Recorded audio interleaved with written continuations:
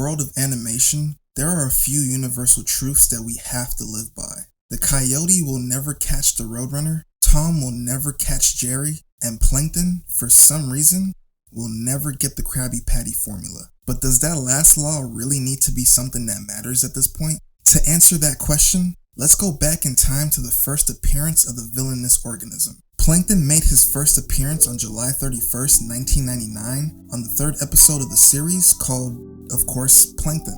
He's introduced in the episode as Mr. Krabs' arch nemesis and business rival, and he makes the first attempt of many to steal the Krabby Patty formula. He ends up building a mind control device and hijacks SpongeBob's brain and forces him to bring the patty to his laboratory so that he can analyze it.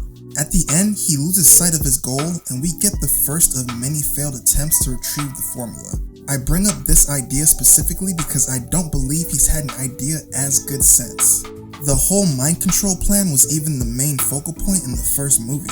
We've seen him pretend to be a shrink and try to hypnotize SpongeBob into giving him the formula, to turning everyone in Bikini Bottom into helpless babies, to opening up a flower shop and disguising himself as a middle-aged woman who owns it. There's been countless examples of random, uninteresting plans that don't really make much sense. See, shows like Tom and Jerry and Wile E. Coyote, as well as others that share a similar method, have one thing in common. They are simple. You know what you're gonna get with them. Each episode has the same framework. The coyote is hunting the roadrunner. He uses various traps and schemes to try to catch him. The roadrunner eventually outwits him and runs away.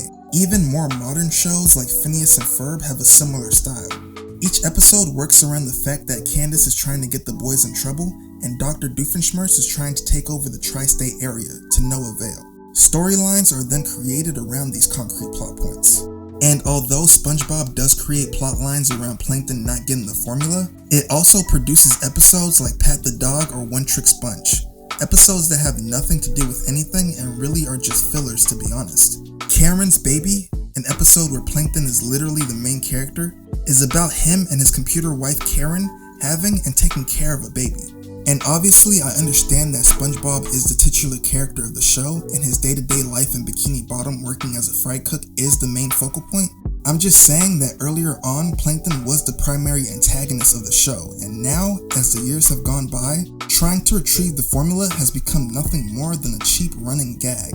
With more spin-offs of the show being created and new characters being introduced, it makes the whole idea of him having the formula hold less weight. It really wouldn't change anything. It's not the end-all be-all of the show anymore the way it once was.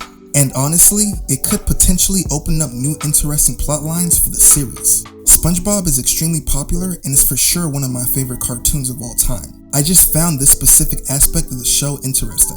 It really gives you insight on how the series has truly changed over the years. I'd love to hear your thoughts on the topic. Do you still find Plankton's antics entertaining?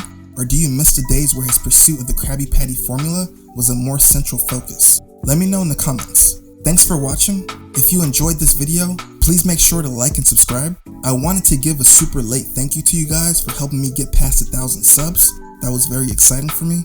New videos on the way, so I'll see you guys very, very soon.